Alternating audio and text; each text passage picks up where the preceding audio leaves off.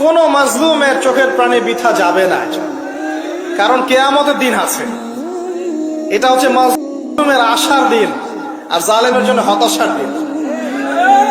কিয়ামতের দিন না থাকতো তাহলে সমস্ত খুনি, ব্যভিচারী, ধর্ষণকারী, জালেম, ফাসেক, আল্লাহদ্রোহী সবাই পার পেয়ে যেত না। আল্লাহ পাক পার দিবেন না বলেই কিয়ামতের দিন রেখেছেন। ছোটবেলায় আমরাও মনে করতাম যে মানুষের জন্ম নিয়েছে, কি ভুলটা করলাম, হিসেব নিকেশ, জান্নাত জাহান্নাম, কত সমস্যা। যত দিন যাচ্ছে বুঝতে পারছি যে ভাগ্যিস কিয়ামতের দিন বলে একটা দিন আছে, না হলে জালেমের এই জুলুমের কোনো বদলা হতো না, আর মাজলুম তার অধিকার ফিরে পেত না। তো 50,000 বছরের সমান ওই দিন মানুষ অস্থির হয়ে যাবে এই কারণে বিচার শুরু হচ্ছে না কেন। একবার আদম আলাইহিস সালামের কাছে দৌড় দিবে, একবার নবী নূহ, একবার মূসা, একবার ঈসা, একবার ইব্রাহিম, সবাইকে রিকোয়েস্ট করবে মানুষ দলে দলে গিয়ে যে আল্লাহকে বলেন অ্যাটলিস্ট বিচারটা যেন শুরু করেন। অপেক্ষা করা কাজটা কষ্টকর না ভাই? কারোর জন্য অপেক্ষা করা কষ্টকর না? অপেক্ষা করতে করতে ঘামে একদম গলা পর্যন্ত ডুবে যাবে। আল্লাহ পাক হেফাজত করুন আমাদেরকে। ওই 7 শ্রেণীর মানুষের মধ্যে আল্লাহ পাক আমাদেরকে আশ্রয় দান করুন, আল্লাহুম্মা আমিন। এরপরে যেটা বলছিলাম যে এই 50,000 বছরের সমান দিনে একজন ব্যক্তি আপনার আমার জন্য সুপারিশ করবে, তার নাম কি? এবার হাত উঁচু করেন, কতজন আপনাদের মধ্যে ওই ব্যক্তির সাল্লাল্লাহু আলাইহি ওয়াসাল্লাম তার জীবনী পড়েছেন জীবনে একবার? অনেস্টলি বলবেন, সততার সাথে। হাত নামান। এবার চিন্তা করেন, এই যে আমরা স্লোগানগুলো দেই যে আল কোরআনের আলো ঘরে ঘরে জালো, নারায়ে তাকবীর, আল্লাহু আকবার, স্লোগান দেই না অনেক? বাস্তবতা স্লোগানের মধ্যে পার্থক্য নাই? যখন আপনি দেখবেন প্রতিটা যুবক বা প্রত্যেক ব্যক্তি আমাদের সমাজের মধ্যে নবী সাল্লাল্লাহু আলাইহি ওয়াসাল্লামের জীবনী সম্পর্কে ভালো ধারণা রাখে, কুরআনুল কারীম মাশাআল্লাহ তেলাওয়াত করতে জানে, কোরআনের অর্থ বোঝার চেষ্টা করে, মাশাআল্লাহ হকপন্থী আলেম ওলামাদের কাছে যায়, আত্মশুদ্ধি অর্জন করে, হালাল খায়, পারিবারিক আদর্শ সুন্দর করে গড়ে তোলার চেষ্টা করে, ন্যায়ের পথে তাকে অন্যায় করে না, তখন অটোমেটিকলি কোরআনের আলো ঘরে ঘরে জ্বলবে না? তাহলে মূল কাজটা কি? আইওয়াশ এবং শোডাউন করা, না মূল কাজ করা? মূল কাজটা কি? আমরা কিন্তু মূল কাজটা করতে চাচ্ছি না, বা মূল কাজটাকে আমরা ততটা গুরুত্ব দিচ্ছি না যতটা যৌগিক বিষয়গুলোকে গুরুত্ব দিচ্ছি। আর এই কারণে দীর্ঘদিন থেকে দেখছি যে উম্মার অবস্থা মোটামুটি অপরিবর্তনীয় আছে, বরং দিন দিন ডে বাই ডে আস্তে আস্তে অধঃপতন হচ্ছে। আপনি হয়তো প্রশ্ন করতে পারেন আমার দিকে আঙ্গুল তাক করে, কে বললো আপনাকে অধঃপতন হচ্ছে? আমরা তো দেখছি উন্নতি, অগ্রগতি আর প্রগতি। আমি বিনয়ের সাথে বলবো আর 10টা থেকে 20টা বছর অপেক্ষা করেন। 5 বছর আগে বিনয়ের সাথে বলেছিলাম যে 10 বছর অপেক্ষা করেন, কাগজের টাকা বলে কিছু থাকবে না। আস্তে আস্তে সোসাইটি ওইদিকে যাবে, এবং এগুলো কোনোটাই অ্যাক্সিডেন্টলি অটোমেটিকলি হচ্ছে না, এর পিছনে একটা মাস্টার মাইন্ড কাজ করছে। পুরো বিশ্বের পিছনে একটা মাস্টার মাইন্ড কাজ করছে। একটা সভ্যতা চাচ্ছে সারা বিশ্বের মানুষ ওর দাস হয়ে থাক, এবং তাদের এক একটা এজেন্ডা আস্তে আস্তে বাস্তবায়িত হচ্ছে। এবং মাশাআল্লাহ আমরাও হালুয়া রুটি এবং সেমাই খাচ্ছি, মাশাআল্লাহ আমরাও খাচ্ছি খোরমা, জিলাপি, হালুয়া রুটি, সেমাই, এগুলো আমরাও খেয়ে যাচ্ছি মাশাআল্লাহ। আল্লাহ পাক আমাদের হৃদয়ের চোখগুলো যেন খুলে দেন, আল্লাহুম্মা আমিন। ক্যাশলেস সোসাইটি চায় তারা, ক্যাশলেস সোসাইটি, মানে সোসাইটির মধ্যে কোনো ক্যাশ থাকবে না, ডিজিট থাকবে, খালি ডিজিট। খালি কলা কিনবেন, আপনি 40 ডিজিট পাস করে দিবেন, কলাওয়ালা 40 ডিজিট পেল, ওর দরকার এখন ধরেন মাছ, ও 40 ডিজিটের মাছ কিনবে। মাছওয়ালার দরকার মনে করেন চাল, ও 40 ডিজিটের চাল কিনবে।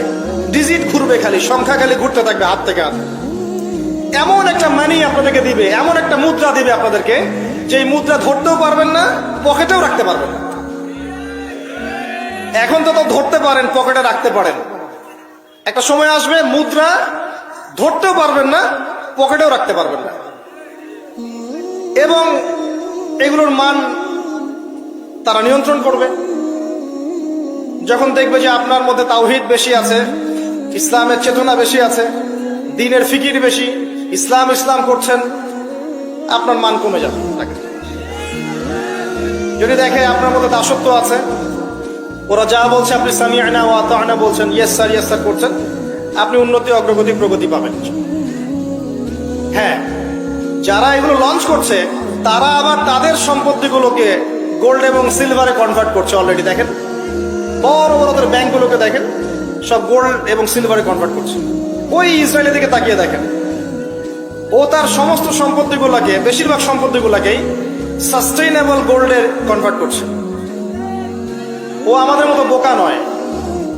শোনেন কেমন বোকা নয়, বিগত 70 বছরে মুসলিমদের নাকের ডগার উপরে বসে 4টা যুদ্ধে মুসলিমদেরকে পরাজিত করে দিয়েছে ইসরায়েল।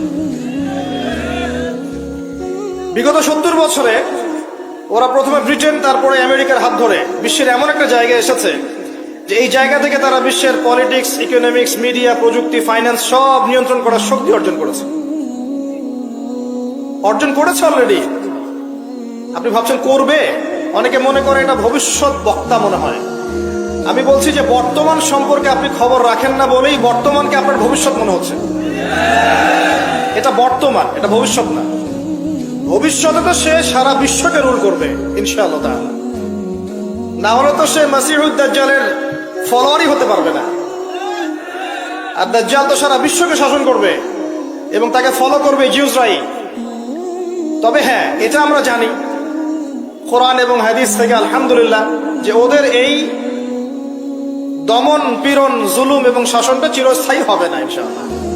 এটা একটা সাময়িক সময় জুড়ে থাকবে, এরপর আল্লাহ পাক পৃথিবী থেকে এটাকে সরিয়ে দিবে ইনশাআল্লাহ। কিভাবে সরাবেন? ওই যে লোহিত সাগরে আল্লাহ পাক যেমন করে বনু ইসরাইলকে ধাওয়া করছিল ফেরাউনের বাহিনী, মনে আছে? লোহিত সাগরে আল্লাহ পাক ফেরাউনের বাহিনীকে একত্রিত করেছেন, ডুবিয়ে দিয়েছেন, দেন নাই? আল্লাহ পাক সেম সুন্নাহ অ্যাপ্লাই করেছেন প্যালেস্টাইনের ক্ষেত্রে। আল্লাহ পাক সমস্ত জালেমদেরকে ওখানে একত্রিত করেছেন ধ্বংস করার জন্য। সেম সুন্নাহ, এটা হবে ইনশাআল্লাহ আযza। আমরা জানি এটা সরে যাবে পৃথিবী থেকে। তারপরে এমন একটা যুগ আসবে যে যুগে ইনশাআল্লাহ আযza ওয়া জাল একজন নবী সারা বিশ্ব পরিচালনা করবেন। একজন নবী, তার নাম ঈসা ইবনে মারইয়াম, এবং তার অনেক আগেই আমাদের ইমাম আল মাহদি তিনি ইন্তেকাল করবেন। মনে রাখবেন, শেষ জামানার সবচেয়ে ভাইটাল চরিত্র ইমাম মাহদি নয়। শেষ জামানার সবচেয়ে ভাইটাল চরিত্র হচ্ছে ঈসা ইবনে মারইয়াম।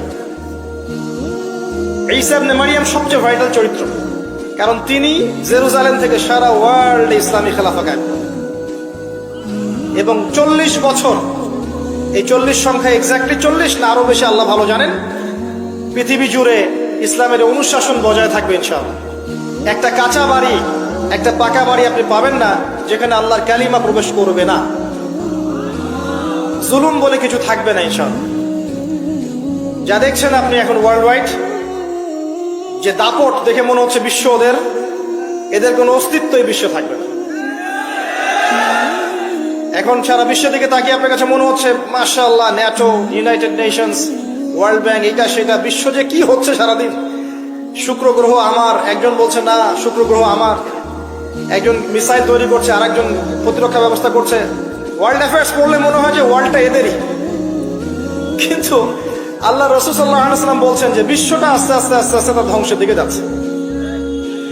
এইটা চিরস্থায়ী হবে না এবং একে অপরের সাথে কলিউশন করে এরা শেষ হয়ে যাবে। মুসলিমদের উপর দমন পীড়ন যেমন বাড়বে, ঠিক একইভাবে আল্লাহ রাব্বুল আলামিন মুহাম্মদ সাল্লাল্লাহু আলাইহি ওয়াসাল্লামের বংশধরদের মধ্য থেকে একজন ইমামকে বের করে নিয়ে আসবেন। তিনি ইনশাআল্লাহ আযza ওয়া জাল্লা মুসলিমদেরকে নিয়ে এই জুলুমের বিরুদ্ধে দাঁড়িয়ে যাবেন। পরে যখন মাসিহুদ দাজ্জাল বের হবে, তাকে তিনি হত্যা করতে পারবেন না, কারণ তাকে এত বেশি ক্ষমতা দেওয়া হবে যে মুসলিমরা তার সাথে পেরে উঠবে না। তখন আল্লাহ পাক ঈসা ইবনে মারইয়ামকে পাঠাবেন, সবচেয়ে ভাইটাল ক্যারেক্টার, এবং তিনি এই প্যালেস্টাইনের বাবে লুদ নামক জায়গায় মাসিহুদ দাজ্জালকে হত্যা করবেন ইনশাআল্লাহ আযza ওয়া জাল্লা। আমাদেরকে বিশ্ব নেতারা এখন বোঝায় যে বিশ্বের শেষ নাই, এই পৃথিবী জয় করার পর আমরা মঙ্গলে গিয়ে থাকবো, তারপর শুক্রে, তারপর শনিতে, তারপর বৃহস্পতিতে, তাই না? মাইন্ডসেটটা এমন তৈরি করেছে না? কিন্তু বাস্তবতা হচ্ছে এই মহাবিশ্বই ধ্বংস হয়ে যাবে। এই পৃথিবী তো ধ্বংস হবেই, মহাবিশ্ব ধ্বংস হয়ে যাবে। তবে পৃথিবী ধ্বংসের আগে আল্লাহ পাক ঈসা ইবনে মারইয়ামের হাতে সারা বিশ্বে ইসলামী খেলাফা কায়েম করবেন ইনশাআল্লাহ। মাঝখানে একটা সময় আপনাকে পার করতে হবে। কত বছর ননসেন্স প্রশ্ন, যে ভাই কত বছর, 100, 200, 500, আল্লাহ ভালো জানেন, আমরা জানি না এবং জানার কথাও না। কেউ যদি বলে এত সাল, সে নিশ্চিত কাযযাব, একজন মিথ্যাবাদী। এবং এটা একটা অহেতুক কথা, এত সাল, এত বছর পর, এটা আমরা বলতে পারবো না। কিন্তু এতটুকু বলতে পারবো যে পৃথিবী চিরদিন এভাবে থাকবে না। ওয়ার্ল্ডে এখন যা দেখছেন এগুলো চিরস্থায়ী হবে না। আস্তে আস্তে আস্তে আস্তে রাত যত গভীর হবে, ভোর তত কাছাকাছি আসবে। এবং এই পুরো বৈশ্বিক জুলুম ফাসাদ, আপনার জেনা, আপনার পর্নোগ্রাফি, আপনার মাদক, সুদ, জুলুম অত্যাচারের মধ্যেও দেখবেন প্রত্যেকটা জায়গায় জায়গায় আল্লাহ পাক কিছু না কিছু আল্লাহর বান্দাকে রেখে দিবেন। এবং আমার বিশ্বাস তাদের বেশিরভাগই হবে যুবক শ্রেণী। এটা আমার মত, আল্লাহ ভালো জানেন। আমার মনে হয় যে বেশিরভাগই হবেন যুব সমাজ। এবং আমার কাছে একটা দলিল আছে কেন মনে হয়, কারণ আসহাবুল কাহফ যারা ছিলেন তারা যুবক ছিলেন। প্রত্যেক যুগে যুগে আসহাবুল কাহফ থাকবেন ইনশাআল্লাহ তাআলা। তাদের হাতেই আল্লাহ পাক ইনশাআল্লাহ তাআলা এই দিনটাকে আমানত হিসেবে রাখবেন। উলামায়ে কেরাম তাদেরকে এগিয়ে নিয়ে যাবে। আস্তে আস্তে দেখবেন পরবর্তী জেনারেশনের পতাকা তারা বহন করবে ইনশাআল্লাহ।